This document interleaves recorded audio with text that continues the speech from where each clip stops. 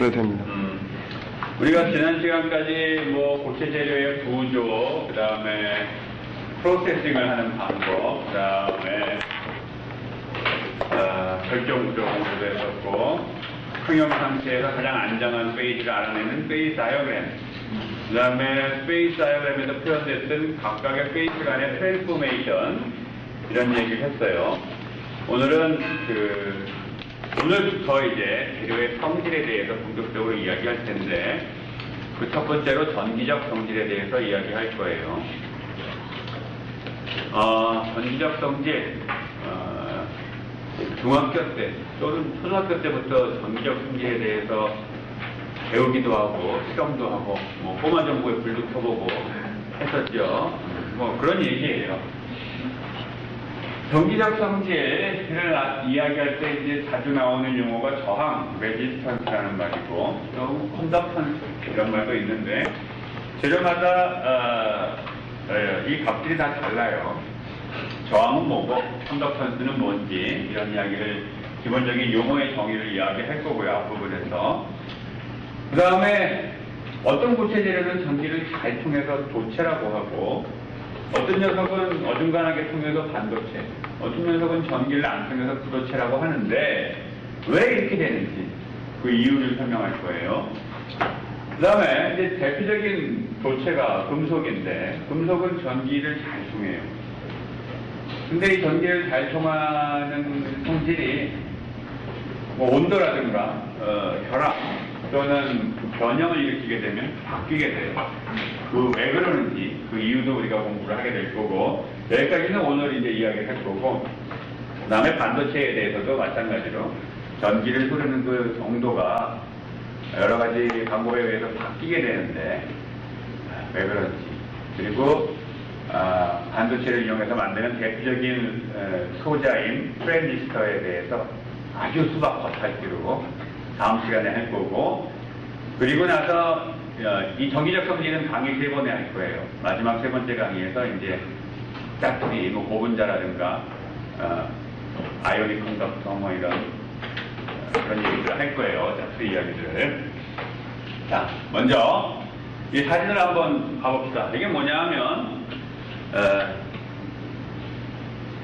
직접 회로 integrated circuit이라는 게 직접, 내가 발음하기가 힘들지, 직접이 아니고 direct, 직접 이게 아니고 직접 integrated circuit, 직접 회로. 이게 심하게 서킷을 많이 직접 해놓은 걸 갖다가 이제 뭐 LSI, 더 심하게 해놓은 건 VLSI 이렇게 불러요.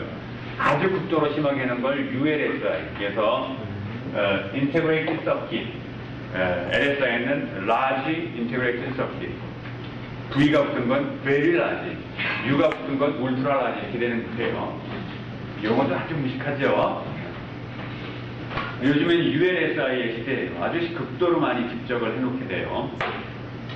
이건 뭐냐면 그 어떤 IC를 뜯어가지고 사진을 찍은 거예요. 사진을 찍었더니 이것처럼 마치 우리가 그 PCB 기판 이렇게 보고 있는 느낌이지, PCB 기판 컴퓨터도 뜯어보면 마더보드라는 게 있죠. 녹색인데 거기 막 이렇게 선이 막 연결돼 있어. 그것처럼 생겼잖아. 당연해요. 그런 걸 직접 해놓은 게 IC이기 때문에. PCB가 그 프린티드 서킷 보드라는 거지. 서킷을 프린팅해갖고 만들어 놓은 거예요. 저런 재 위에다가. 그래서 거기에다가 뭐 캐페이터도 꼽고 저항도 꼽고 트랜지스터도 꼽고 이렇게 해가지고 뭔가 기능을 부여하잖아. 그런 것처럼 IC에도 아주 작게 만들어서 회로도 있고 거기에 조선도 있고 거기에 뭐 저항도 넣고 캐페이터도 넣고 트랜지스터도 넣고 막 이렇게 하는 거예요. 다만 그거를 작게 했을 뿐이야. 근데 지금 내가 할 얘기는 그게 아니고, 이거를 SEM, 스캐닝 일렉트론 마이크로스코피로 찍은 거예요. SEM이라는 거는 광원이 빛이하는 거 전자빔이죠. 따라서 전자빔을 맞는 재료가 전자빔하고 리스판스하는 경향이 똑같다면 이미지가 제대로 나올 리가 없어. 근데 여기서 보는 것처럼 확연하게 구분돼서 보여요. 물론 뭐 단차가 있어서 구분돼서 보일 수도 있는데 설사 단차가 제대로 없어도 구분돼서 보일 수가 있어요. 왜 그러냐면 얘네들이 갖고 있는 전기 전도도가 다르기 때문에 그래요. 지금 이거 확대해놓은 부분이 이건데 실리콘하고 알루미늄이 다르죠. 다르게 컨트라스트가 구분돼서 보여요. 전자에 대해서 리스판스라는 게 다르기 때문에. 여기에는 인슐레이터는 없는데 얘는 도체고 얘는 이제 반도체인데 부도체가 지금 없어요. 만약에 부도체를 쌤으로 보게 되면 어떻게 되냐면 부도체는 쌤으로 한참 들여다보고 있으면 점점점 해상도가 떨어지면서 뿌얘져요. 왜 그러냐 하면 부도체는 전자빔을 맞으면 전자가 퍼져가지고 이렇게 해소가 되는 게 아니고 자꾸 쌓이게 돼요. 그걸 이제 차징이라고 하는데 차징이 되게 되면 전자빔이 들어와서 이 형상을 이제 스캐닝해서 봐야 되는데 전자빔이 이 차징된 차지에 의해서 왜곡이 되게 될 거 아니에요. 따라서 해상도가 떨어지게 되면서 점점점 뿌얘지게 돼요. 그래서 실제로 부도체를 SEM으로 볼 때는 부도체 위에다가 금속을 아주 얇게 수앵스트롱, 한 15스트롱 정도 코팅을 해가지고 그 상태에서 보게 돼요. 차징을 줄이기 위해서. 밑에 있는 사진들도 마찬가지예요. 뭐 컨트라스트를 역상으로 해갖고 똑같은 부분을 본 건데 하얀 게 여기서는 실리콘, 여기서는 똑같은 영역을 본 건데 하얀 게 이 부분이 아까는 알루미늄이었는데 검았죠. 지금 여기 하얗게 표시해 놓은 건데 전자에 대해서 리스판스라는 게 달라요. 왜 그런지 오늘 그 얘기를 할 거예요. 왜 재료들은 이럴까? 자, 먼저 쉬운 것부터 시작합시다. 우리가 전기적 성질하면 잘 아는 거, ohm의 법칙. ohm의 법칙은 V는 IR. 여기서 V는 볼티지죠. 볼티지라는 것은 뭐 일렉트릭 포텐셜을 얘기하는 거예요. 그래서 볼티지, 1V의 볼티지 드랍이 있다. 이쪽은 0V고 이쪽은 1V야. 그러면 그 포텐셜, 우리가 위치 에너지가 달라지듯이 전기적인 일렉트릭 포텐셜이 달라지는 거죠. 볼티지의 단위는 여러분들이 잘 아는 볼트고 이거를 그 SI 단위로 바꿔서 다르게 얘기하면 줄 퍼 쿨롱이에요. 줄. 그래서 볼티지에다가 쿨롱을 곱하면 그게 에너지의 단위 줄이야. 볼티지에다가 쿨롱 곱하면 에너지의 단위예요. 그리고 쿨롱은 전하량의 단위죠. 그리고 최소 전하량은 1.6 곱하기 10의 마이너스 19승 쿨롱, 전자 하나가 갖고 있는 전하량.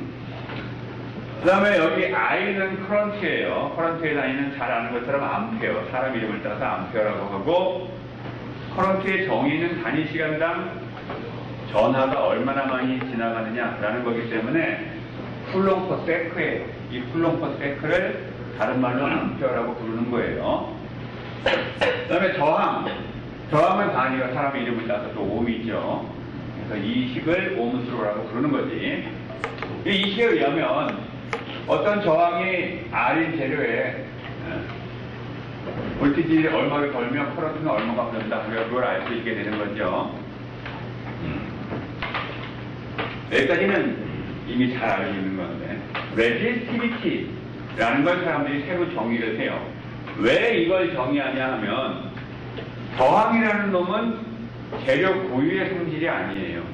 똑같은 구리 갖고 조선을 만들더라도 조선을 굵고 짧게 만드느냐 아니면 가늘고 길게 만드느냐에 따라서 저항이 달라지죠. 그래서 저항은 길고 가느다랄수록 저항이 커지게 되죠. 여기 있는 것처럼 저항은 면적에 반비례하고 길이에 비례하게 돼요. 내가 얘를 1로 보내면 주식해야 되지. 그때의 비례 상수, 저항이 지오메트리에 영향을 받는데 그때의 비례 상수를 갖다가 레지스티비티라고 부르는 거예요. 이 레지스티비티가 물질 고유의 성질인 거예요. 얘는 지오메트리에 영향을 안 받거든. 레지스티비티는 물질 고유의 성질입니다. 그리고 그럼 이 레지스티비티의 단위는 뭘까? 이거지. R은 옴이고 얘는 면적이고 얘는 거리니까 결국은 레지스티비티의 단위는 오hm 곱하기 거리의 단위를 갖고 있어요. 그래서 통상 ohm미터 또는 ohm센티미터의 단위를 갖고 있죠. 이게 레지스티비티예요. 그래서 어떤 재료가 전기를 잘 통하는 재료냐? 그렇다면 레지스티비티가 낮아야 돼요. 그래서 금속은 레지스티비티가 굉장히 작아요. 근데 전기를 잘 통한다 이런 표현을 하는데 저항이 작다 이렇게 얘기하면 뭔가 좀 우리의 정서와 잘 안 맞잖아. 그렇죠? 그래서 이걸 역수를 취해요. 역수를 취한 걸 컨덕티비티라고 불러요. 그러면 이제 전기를 잘 통하면 컨덕티비티는 커지는 거지. 이렇게 부르는 거예요. 따라서 컨덕티비티의 단위는 ohm분의 1 곱하기 거리분의 1 이거예요. 자, 이건 기본적인 이제 용어고, 예를 들어서 하나 봅시다. 도선이 있는데, 길이가 2L이고 직경이 D인 놈이고, 반대로 얘는 길이는 L인데, 직경이 2D야. 어느 게 전기를 잘 통할까? 당연히 밑에 게 잘 통해요. 잘 알듯이. 그럼 얼마나 잘 통할까? 계산을 해보면, 첫 번째 거는, 저항은 비례상수인 레지스티비티에다가 길이 곱하고 2L 면적으로 나눠야 되죠. 그래서 이렇게 돼. 밑에 것도 마찬가지 방법으로 하면 이렇게 구해져요. 따라서 이 값하고 이 값을 비교하면 어때? 저항이 위에 게 8배가 크죠. 다시 말하면 컨덕티비티는 얘가 8배가 좋아요. 그래서 도소는 짧고 길게 만드는 게 전기가 잘 통하죠. 그런데 실제로 와이어링을 한다는 관점에서 보면 A라는 지점과 B 지점을 연결을 하는데 최소로 연결한다고 하면 길이는 바꿀 여지가 없죠. 길이는 정해져 있는 거예요. 대부분의 경우에. 따라서 엔지니어 입장에서 할 수 있는 일은 뭐야? 직경을 조절하는 일밖에 없어요. 아니면 재료를 바꾸거나. 그렇죠? 자, 그 다음에 우리가 컨덕티비티라는 얘기를 했고, 뭐 전기가 흐른다 이런 말을 했는데, 전기는 언제 흐르냐 하면 일렉트릭 필드를 걸면 흐르죠. 일렉트릭 포텐셜 드랍을 주면 전기가 흘러요. 일렉트릭 필드를 걸면. 왜 흐르냐 하면 전자가 가속이 되지. 그래서 일렉트릭 필드를 여기가 플러스 여기가 마이너스 해서 필드를 걸면 전류는 플러스에서 마이너스로 흐르죠. 하지만 전자는 반대로 플럭 인터랙션 때문에 반대로 이렇게 가지. 마이너스 차지를 쓰고 있으니까 플러스 쪽으로. 이와 같이 일렉트릭 필드를 걸게 되면 전자가 가속이 돼서 움직이게 되고, 따라서 필드를 크게 걸면 크게 걸수록 더 빨리 움직이게 될 거예요.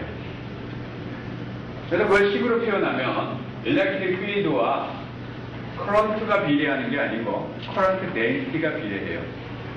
여기서 커런트 덴시티라는 거는 커런트 I를 단면적 A로 나눈 거예요. 커런트 덴시티. 다시 말하면 이거의 물리적 개념은 뭐냐 하면 단위 시간당 단위 면적당 차지가 얼마나 지나가느냐 이거예요. 그러니까 차지 플럭스를 얘기하는 거예요. 일렉트론 플럭스. 커런트 덴시티가 그런 개념이고, 일렉트릭 필드의 개념은 뭐냐 하면 포텐셜 드랍을, 볼티지 드랍을 단위 길이당 얼마나 줬느냐라는 거예요. 그래서 일종의 볼티지 그레디언트를 나타내요. 볼티지 그레디언트. 이런 거예요. 이게 지금 수평으로 있죠. 내가 수평에서 10cm 뛰었어요. 이렇게. 상당히 가팔라졌지. 길이를 줄여서. 수평으로 있죠. 이걸 10cm 뛰었어. 아까보다 훨씬 가파르죠? 그렇죠? 수평으로부터 똑같이 10cm를 뛰었지만 다 짧은 길이에서 그 행위를 하게 되면 훨씬 가파르게 되죠. 마찬가지로 포텐셜 볼티지도 1V를 걸더라도 긴 길이의 1V 건 거하고 짧은 길이의 1V 건 거하고는 차지드 파티클에 가해지는 영향이 다를 수밖에 없겠죠. 그래서 단순히 볼티지가 중요한 게 아니고 전자가 움직인다는 관점에서는 일렉트릭 필드가 중요해요. 짧은 거리에 볼티지가 많이 걸릴수록 일렉트릭 필드가 커지게 돼요. 그래서 볼티지 나누기 거리 이렇게 한 게 일렉트릭 필드고, 그래서 요식을 다시 쓰면 이렇게 쓸 수 있겠지. 요거는 일렉트론 플럭스에 해당되는 거고, 컨덕티비티고, 요거는 일종의 볼티지 그레디언트와 같은 개념이. 이때의 비례상수가 바로 컨덕티비티예요. 컨덕티비티. 따라서 똑같은 일렉트릭 필드를 걸어도 컨덕티비티가 좋은 재료, 예를 들면 컨덕터, 도체는 더 많은 커런트 데이시, 더 많은 전화가 단위 시간당, 단위 면적당 지나가게 돼요. 자, 그러면 실제 재료들을 한번 비교해 봅시다. 여기에 금속이 있어요. 그리고 이쪽에 세마이컨덕터가 있어. 지금 여기 있는 값들은 컨덕티비티예요. 컨덕티비티의 단위는 오음분의 1 곱하기 거리분의 1이니까 오음미터의 역수로 지금 해놨어요. 뭐 커퍼 같은 경우 6 곱하기 10의 7승, 철은 1 곱하기 7승, 얘는 6.8 곱하기 7승, 엄청 큰 값들이죠. 네. 컨덕티비티가 좋아요. 훌륭해요.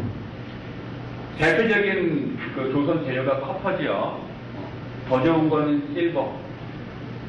이런 것도 있는데 안 써. 왜냐? 더 비싸서. 해놓으면 다 뜯어가요. 그래서 커퍼를 써요. 근데 요즘은 커퍼 값도 올라서 이것도 뜯어가는 사람들이 있대. 그 다음에 반대로가 아니고 비교적으로 보면 세마이컨덕터는 실리콘이라는 세마이컨덕터, 저메늄, 제르마늄이라고 부르죠. 실리콘, 저메늄, 갈륨 아세나이드인데 이거보다 훨씬 작아요. 컨덕티비티가. 그 다음에 세라믹을 봅시다. 일반 유리, 창문에 들어가는 소다라인 글래스 같은 유리, 그 다음에 콘크리트, 알루미늄 옥사이드, 이건 뭐 사파이어죠, 알루미늄 옥사이드. 이런 애들 봐요. 무지하게 작죠? 얘네들하고 비교하면 뭐 얘는 거의 20승 차이가 나죠. 이렇게 전기를 안 흘러요.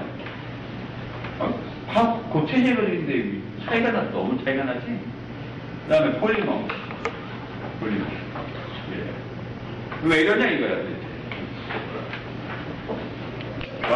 결합의 성격값보다 지난번에 한번 얘기했었죠. 금속은 전자 바다를 일으키기 때문에 뭐 그렇다. 뭐 이온 결합이나, 그러니까 이온 결합을 하는 세라믹 또는 공유 결합을 하는 폴리머 같은 것들은 전자가 구속되어 있거나 플롱 인터랙션을 하고 있어서 뭐 그렇다라고 얘기했는데, 더 근본적인 이야기를 할 거예요. 오늘 왜 그런지. 여기 고분자는 전기를 이렇게 안 통한다고 써놨는데, 사실은 고분자를 구조를 좀 바꿔주면 어느 정도 전기를 통하는 고분자를 만들 수 있기도 해요. 그런 거를 컨덕팅 폴리머라고 부르죠. 자, 그러면 예를 하나 보고 그 다음에 이제 본격적으로 그 이유에 대해서 생각해 봅시다.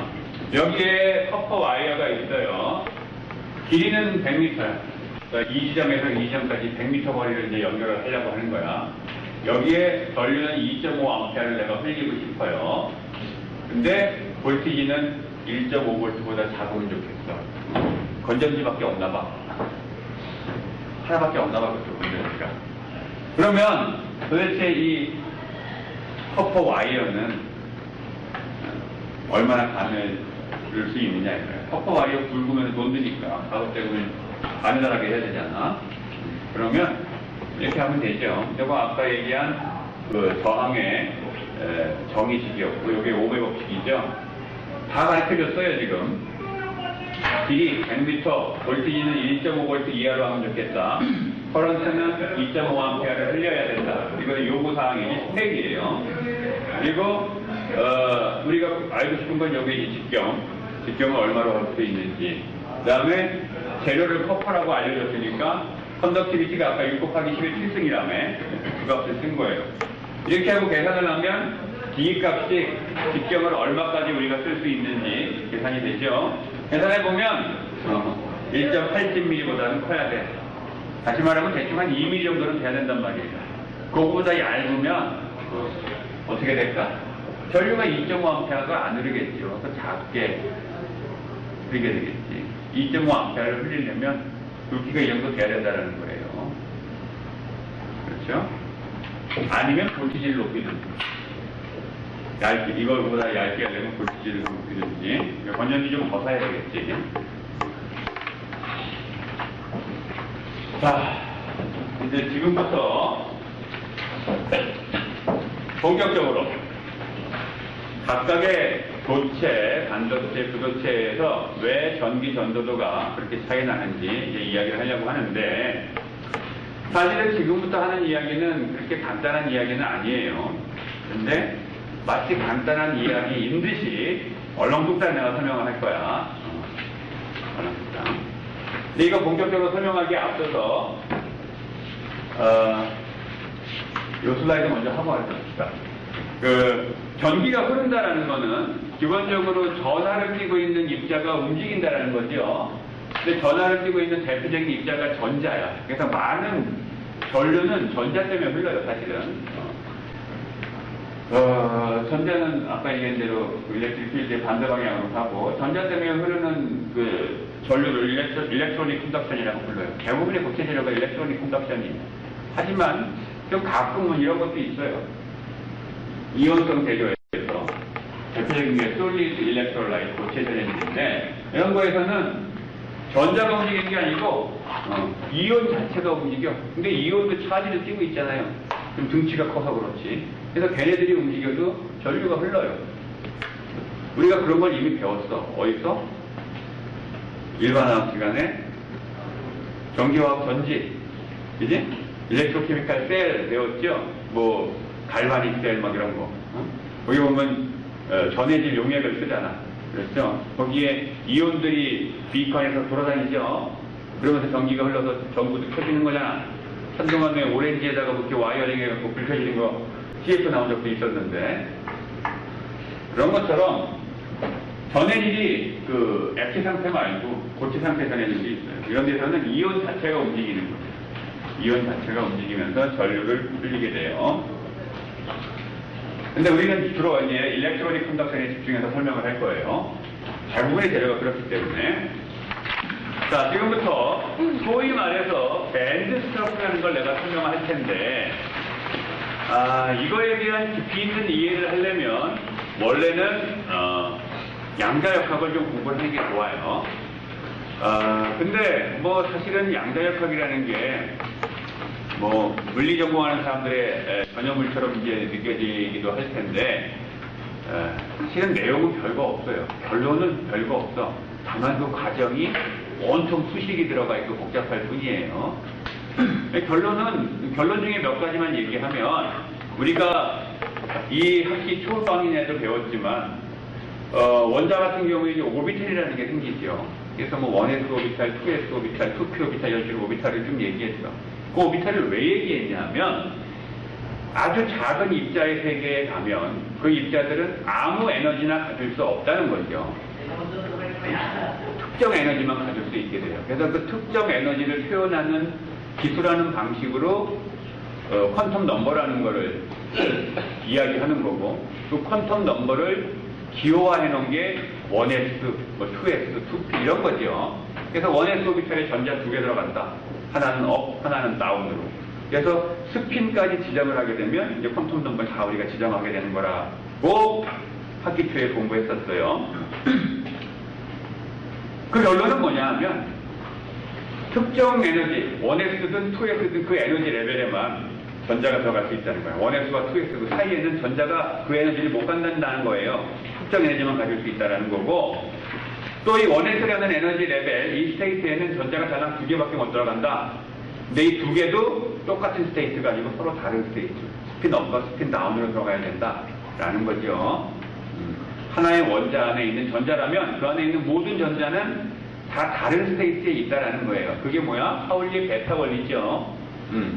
파울리의 베타 원리가 그걸 이야기하고 있는 거예요. 자, 그러면 뭐 이 정도만 이해하면 이제 얼렁뚱땅 우리는 이해하는 것처럼 하고 넘어갈 수 있어요. 어떤 원자 12개가 있다고 칩시다. 12개. 그 원자에 1s 오비탈이 여기고 2s 오비탈이 여기에요. 뭐 위에도 또 오비탈이 있겠지만 일단 2개만 생각합시다. 12개의 원자가 아주 멀리 떨어져 있어, 각각이. 그러면 서로 상호작용을 전혀 안 하겠죠. 그런 상황에서 1s 에너지 레벨은 여기야. 1번 원자도 1s 여기, 2번 원자도 1s 여기. 다 똑같은 에너지 레벨을 가질 수 있어요. 왜냐하면 서로 상호작용을 안 하기 때문에 여기 1s 스핀 어빈 전자와 이쪽에 있는 원자 1s 스핀 어빈 전자는 얘가 존재하는지 몰라, 얘는. 서로 몰라요. 그래서 똑같은 에너지 레벨이 지금 있는 거예요. 있을 수 있어, 이때는. 근데 12개의 원자가 이제 점점 가까워져. 그럼 나만 이거 입었는 줄 알았더니 걔도 저거 입었네? 여자들이 그런 느낌이 있다네. 똑같은 옷 입으면 기분 나쁘겠네. 마치 그런 거예요. 에이, 안 되겠다. 나는 옷깃도 떼야겠다. 하고 탁 뜯어. 너무 가격된 얘기인가? 그래서 얘네들이 점점 다가오면 어떻게 되냐 하면, 제가 나하고 똑같은 옷을 입었네 하면서 서로 달라져요. 에너지 스테이트가 이렇게. 에너지 레벨이. 그래서 12개의 원자가 점점 다가오면 어느 거리에 도달하게 되면 이 12개의 에너지 레벨이 다 스플리팅이 돼요. 그리고 이 밑에 있는 에너지 레벨도 다 스플리팅이 되고. 근데 이 그림에서 보는 것처럼 어느 게 먼저 스플리팅 됐어? 위에 게 먼저 됐죠? 왜냐하면 얘가 바깥에 있는 전자니까. 인터랙션도 바깥에 있는 게 먼저 할 거잖아. 이 전자 오비탈들이 서로 인터랙션 하는 걸 이걸 퍼터베이션이라고 해요. 퍼터베이션이 바깥에서부터 일어나요. 그래서 이런 식으로 갈라져. 그럼 이게 12개일 때 이렇게 그렸는데 120개면 어떻게 될까? 120개 원자가 서로 다가오는 거면 그러면 내가 이걸 겁나게 열심히 그려야 되겠죠.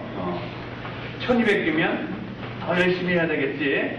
근데 일반적으로 고체 재료는 1세제곱센티미터 안에 원자가 몇 개?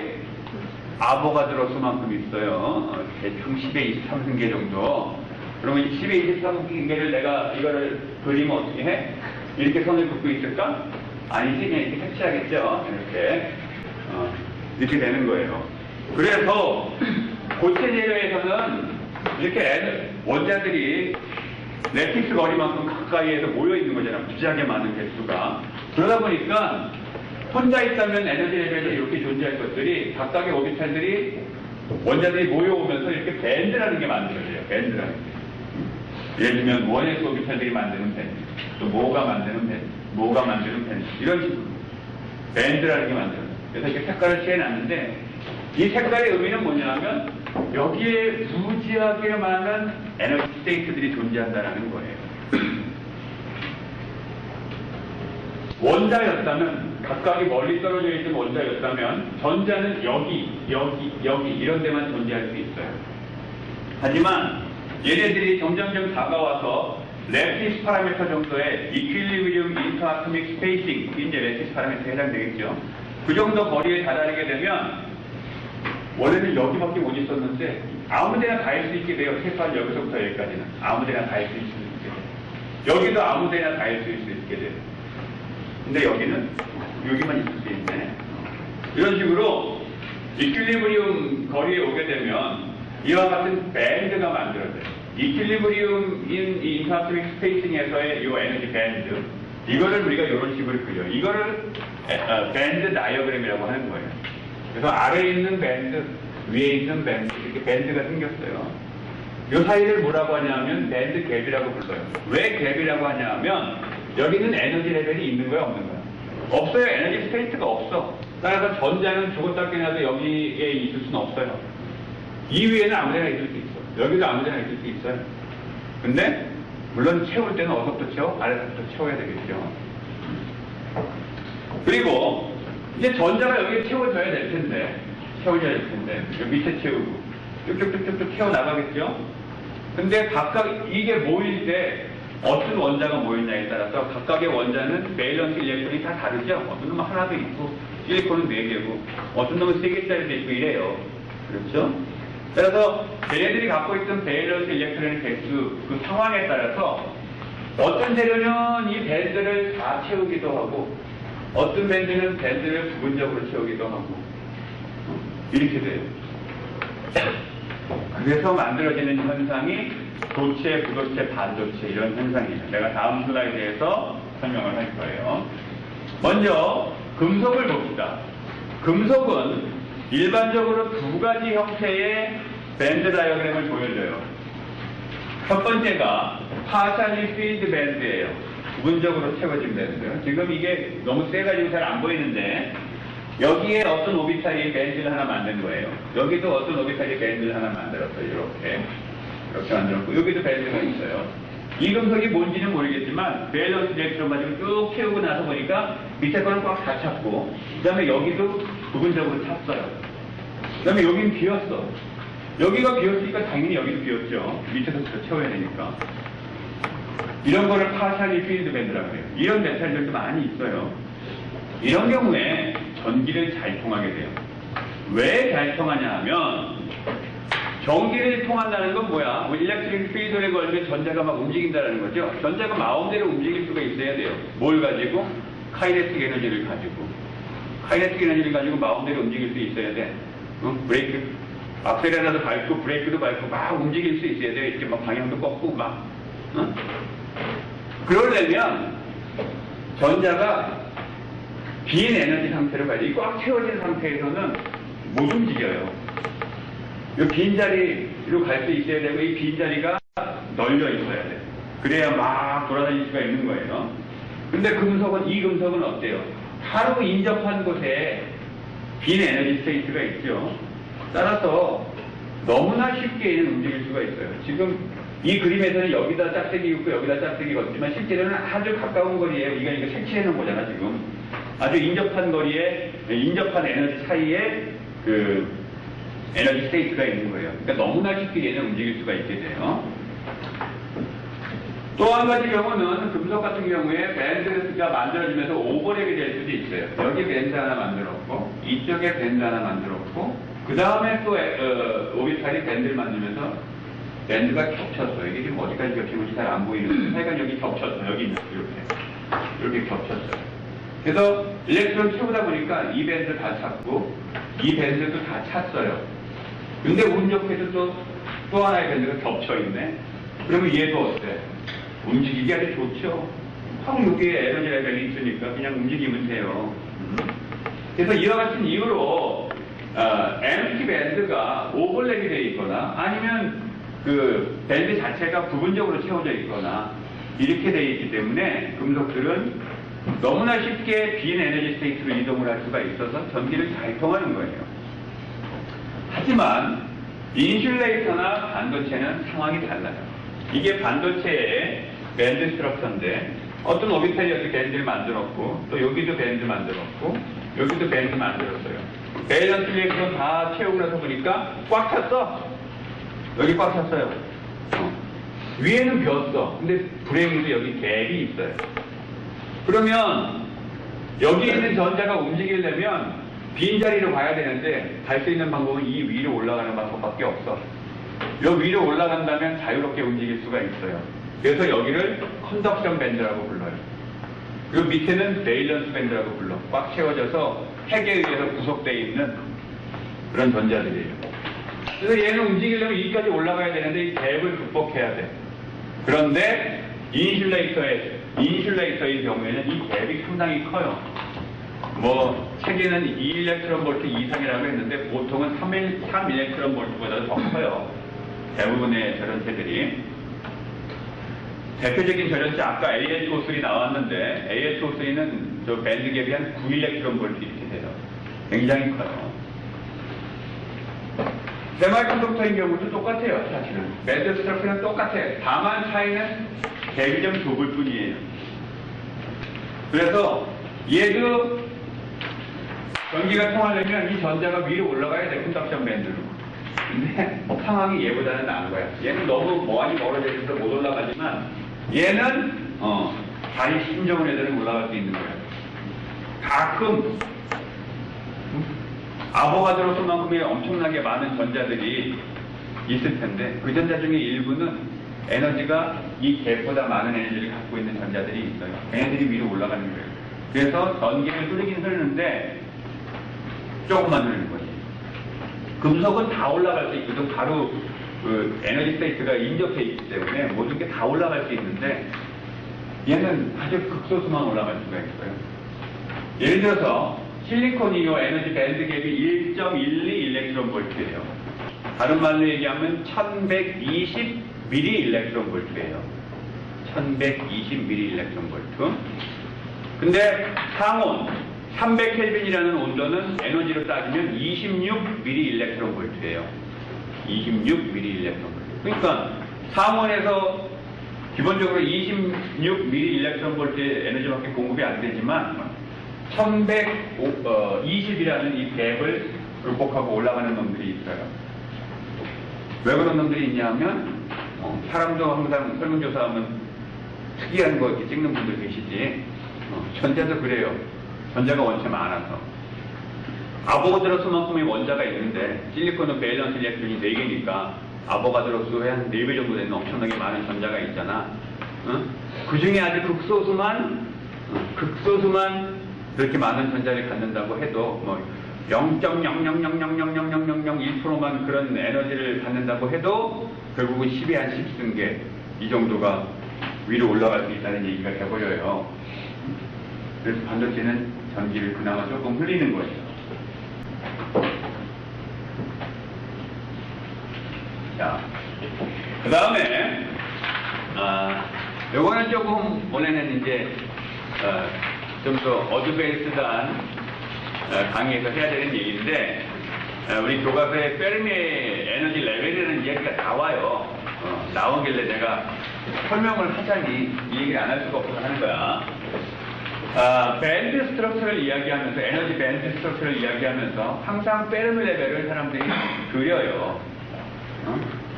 이게 뭐냐 하면 페르미라는 건 사람 이름이에요. 페르미 에너지 레벨이라는 건 뭐냐 하면 페르미와 디락이라는 분이 만들어놓은 분리하는 분들이라서 이렇게 아름다운 수식을 좋아하셔서 이렇게 또 수식을 하나 만드셨어요. 이거를 페르미 디락 프로버빌리티 펑션이라고 불러요.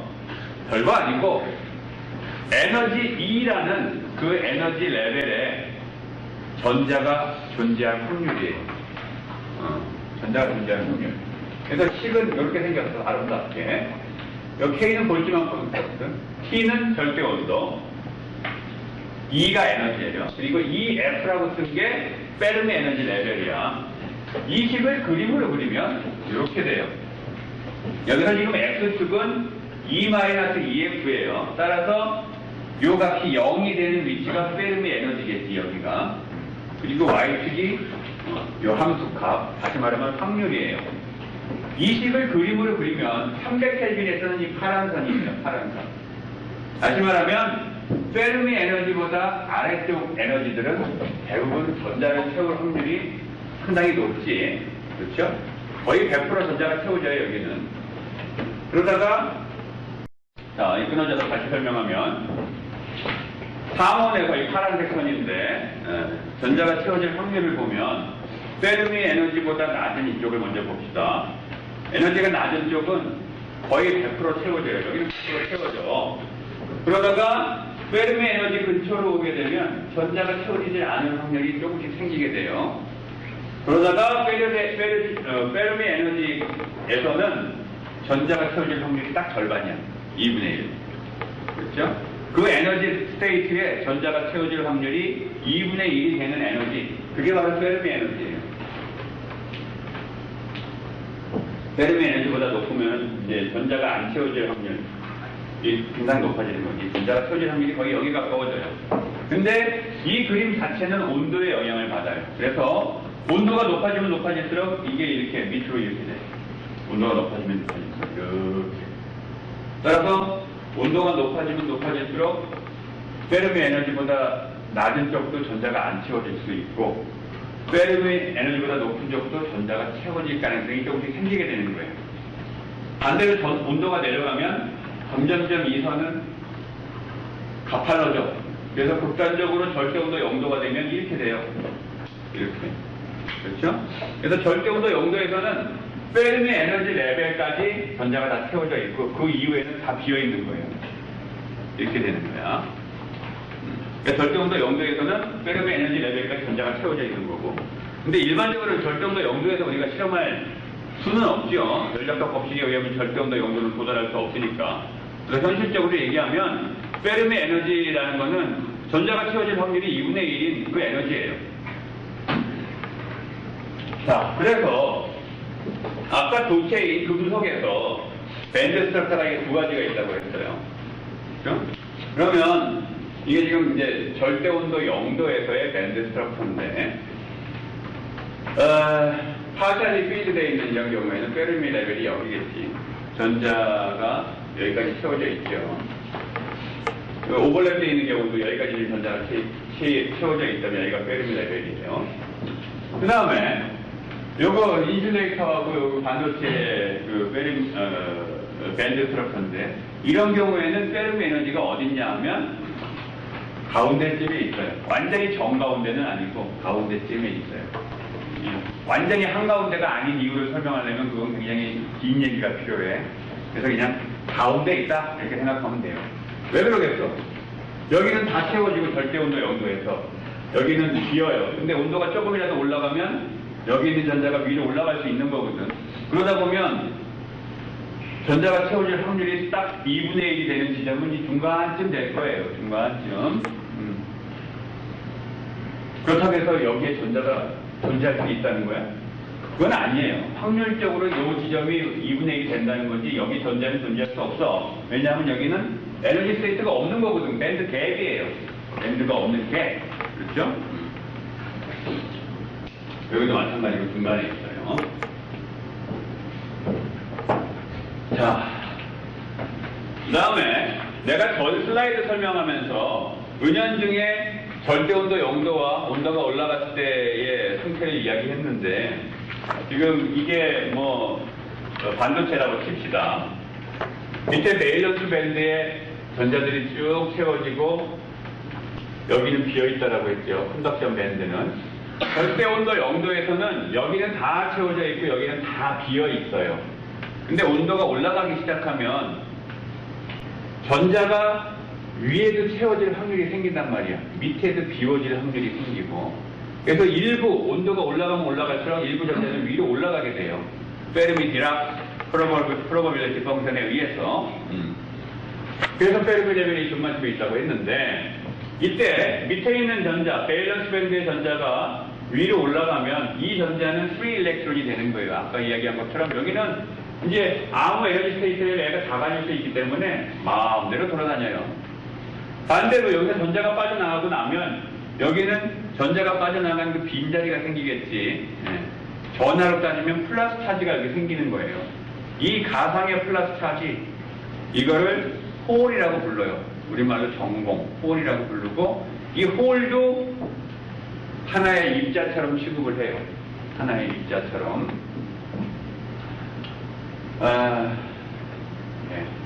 그리고 이 전자가 위로 올라가는 걸 갖다가 엑스테이션, 역이 된다, 흥분해서 올라간다, 들뜬다 한 거에서 엑스테이션이라고 해요. 일렉트론은 네거티브 차지를 띠고 있고, 홀은 포지티브 차지를 띠고 있어요. 자, 그러면 그 얘기 하나 더 해야 되겠다.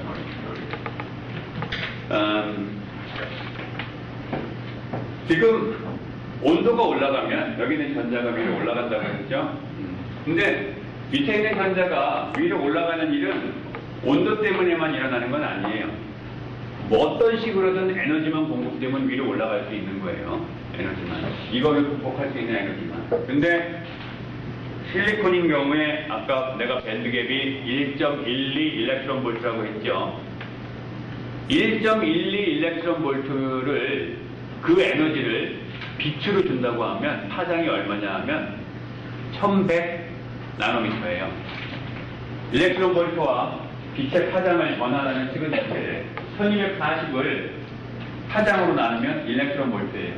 다른 말로 얘기하면 1240을 일렉트론 볼트 에너지 값으로 나누면 그거에 해당하는 빛의 파장이 나오는 거예요. 그래서 1240을 1.12 일렉트론 볼트로 나누면 해당하는 빛의 파장은 대충 1100 나노미터야. 그래서 1100 나노미터보다 짧은 파장의 빛이 실리콘에 쪼여지면 실리콘의 밸런스 밴드에 있는 전자들은 이걸 극복할 수 있게 되는 거예요. 근데 1100 나노미터면은 적외선이에요, IR. 그죠? 따라서 가시광선에 있는 빛은 어느 파장이든 다 여기 있는 놈들이 이걸 여기시킬 수 있다는 거예요. 엑스테이션 시킬 수 있다는 얘기예요. 그래서 반도체는 기본적으로 어떤 측정을 하고 싶으면 암실에서 해야 돼. 빛을 다 꺼놓고. 무슨 필요에 의해서 의도적으로 빛을 켜지 않는 이상. 자, 그 다음에, 아까 커런트 덴시티 이야기를 했죠. 커런트 덴시티 이야기를 했고, 일렉트릭 필드와 커런트 덴시티는 비례한다고 했어요. 그때 비례 상수가 컨덕티비티고, 예? 컨덕티비티는 물질 고유의 성질이에요. 그러면 이 컨덕티비티는 이 밴드 스트럭처에 기인해서 이제 달라지는데, 같은 금속 중에도 또는 같은 반도체 중에도 컨덕티비티가 달라요. 뭐 반도체와 밴드갭이 서로 다를 수 있으니까 다르다고 치더라도 같은 금속끼리는 컨덕티비티가 왜 다르냐 이거야. 이상하지? 반도체는 어느 놈의 밴드갭이 크고 어느 놈은 작고 하니까 뭐 컨덕티비티 차이가 있나 보다? 할지 모르지만 금속은 왜 달라요 도대체? 컨덕티비티가. 이제 그 이야기를 설명하려고 하는 거예요. 일렉트릭 필드를 걸게 되면 전자가 이렇게 움직이겠죠. 근데 가다가 얘가 계속 직진하는 게 아니고 방향을 바꿔요. 알아서 바꾸는 게 아니고 부닥쳐서 바뀌는 거야. 애통들하고 끊임없이 산란, 부닥치게 되겠죠. 스캐터링이 일어나요. 그래서 레프트 모션은 오른쪽으로 움직이고 있지만 얘가 여기까지 오는 동안에는 끊임없이 이렇게 막 부닥쳐가지고 결국에 가서는 레프트 모션이 이렇게 나타나는 거야. 그렇죠? 바로 이것 때문에 그래요. 이 스캐터링 때문에. 이 스캐터링이 많이 있으면 있을수록 어떻겠어요? 컨덕티비티가 나빠지겠지. 스캐터링이 없으면 없을수록 컨덕티비티는 좋아지겠죠. 그렇죠? 그래서 이 스캐터링 문제하고 관련된 게 바로 모빌리티라는 건데, 일렉트릭 필드를 걸면 전자가 가속이 돼서 드리프트라는 모션을 해요. 일렉트릭 필드에 의해서 쿨롱 인터랙션에 의해서 끌려가면서 가속돼서 움직이는 걸 드리프트라고 하는데, 드리프트 빌로시티는, 전자의 드리프트 빌로시티는 일렉트릭 필드에 비례하고, 그때의 비례 상수가 바로 모빌리티 뷰라는 놈이 이동이고, 모빌리티 뷰. 이 모빌리티가 바로 뭐에 영향을 받냐 하면 스캐터링에 영향을 받는 거예요. 스캐터링이 있으면 있을수록 모빌리티 값이 작아져요. 어떤 재료는 스캐터링이 좀 많고 어떤 재료는 스캐터링이 작아요. 그러면 스캐터링은 어떤 재료가 많이 일어날까? 촘촘하게 원자가 있는 재료가 아무래도 스캐터링이 많이 일어나겠죠. 띄엄띄엄 있는 재료는 좀 덜 일어날 거예요. 그 다음에 같은 간격으로 있더라도 거기 있는 원자들이 열심히 이렇게 바이브레이션을 하고 있는 거하고 조금씩만 움직이고 있는 거하고 어느 게 스캐터링이 클까? 열심히 움직이고 있는 놈들이 스캐터링이 크겠죠. 레티스 위치에서 애tom들은 가만히 있는 게 아니에요. 절대온도 0도에서는 가만히 있지만 상온에서는 얘네들이 열심히 발발발발 떨고 있어요. 그거를 이 레티스 바이브레이션을 이제 물리하는 사람들은 포논이라고 부르는데 하여간 끊임없이 움직이고 있어. 따라서 전자들은 지나가다가 미친듯이 떨고 있는 걔네들하고 계속 부닥치면서 가는 거예요. 심하게 떠는 애들이 앉아있을수록 스캐터링은 더 심해지는 거고. 자, 한편 아까 그 일렉트릭 필드를 걸면 커런트 데인시티가 이제 커진다고 했는데 그때 비례 상수가 컨덕티비티였었죠. 이 컨덕티비티가 바로 모빌리티하고 연관돼요. 이 컨덕티비티는 N은 일렉트론 데인시티예요. 단위 부피당 몇 개의 전자가 있느냐 그거야. 그 다음에 얘는 엘리멘트리 차지야. 따라서 N 곱하기 2는 뭐냐 하면 단위 부피당 차지양이에요. 컨덕티비티는 단위 부피당 차지양이 많을수록 당연히 커지겠지. 근데 그거보다 중요한 거는 모빌리티예요. 모빌리티가 커야 컨덕티비티가 좋아지는 거예요. 따라서 같은 금속이더라도 컨덕티비티 차이가 있다는 건 같은 금속이더라도 이 모빌리티 차이가 있다는 거고, 모빌리티 차이가 발생하는 이유는 아까 얘기한 것처럼 스캐터링 때문에 그래요. 스캐터링 때문에.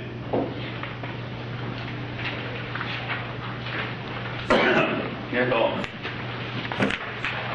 스캐터링이 재료의 전기 전도도, 특별히 금속의 전기 전도도에 어떤 영향을 주는지 이 슬라이드에서 이제 정리를 했는데,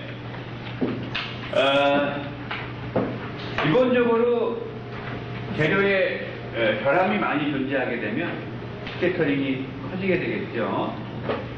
그레인 바운더리나 디스로케이션, 임퓨리티, 베이컨시 이런 것들이 많아지게 되면 스캐터링이 일어나서 모빌리티가 나빠지게 되고 컨덕티비티가 나빠지게 되고 반대로 레지스티비티가 커지게 돼요. 예를 들어서 봅시다. 먼저 지금 이쪽이 온도고 이쪽이 레지스티비티예요. 그러니까 아래쪽으로 가는 게 컨덕티비티지. 레지스티비티에 영향을 주는 건 첫 번째로 서멀. 왜 서멀이 영향을 주냐 하면 온도가 올라가면 레티스 바이브레이션, 포논이라고 하는 레티스 바이브레이션이 심해지거든. 그러면 스캐터링이 많이 일어나겠죠. 따라서 컨덕티비티는 나빠지고 저항은 비저항, 레지스티비티를 비저항이라고 불러요.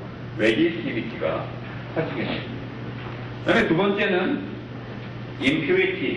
임퓨리티가 많으면 많을수록 마찬가지로 스캐터링이 많아져요. 그래서 퓨어 커퍼보다는 니켈을 집어넣으면 비저항이 커지죠.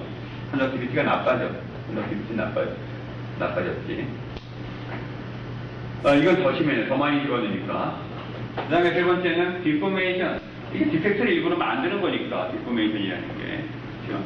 변형을 시키게 되면 이런 디펙트들이 잔뜩 생기게 되기 때문에 컨덕티비티가 나빠져요. 비저항이 커지고. 그래서 간단한 예를 하나 보면 커퍼에다가 니켈을 집어넣었어요. 이 커퍼에다 니켈 같은 걸 왜 집어넣지? 이렇게 하면 기계적 성질이 좋아진다고 했죠? 텐사일 스트렝스가 이렇게 커지잖아. 그렇죠? 기계적 성질은 좋아지는데 이 문제가 뭐냐면 기계적 성질을 125메가파스칼로 좋게 하고 싶은가 봐. 그러면 니켈을 21% 집어넣어야 되죠? 그래서 니켈을 21% 집어넣어서 기계적 성질을 순수한 커퍼보다 이렇게 좋게 했어요. 한 2배는 좋아졌네. 그렇죠? 그랬더니 레지스티비티는 어떻게 되나 봅시다.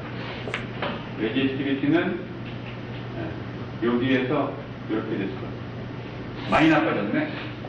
레지스티비티는 10도 안 되는, 한 5도 안 되는 값이었는데 많이 나빠졌네. 거의 뭐 한 10배 가까이 나빠졌어요. 이건 타협을 봐야 되겠지.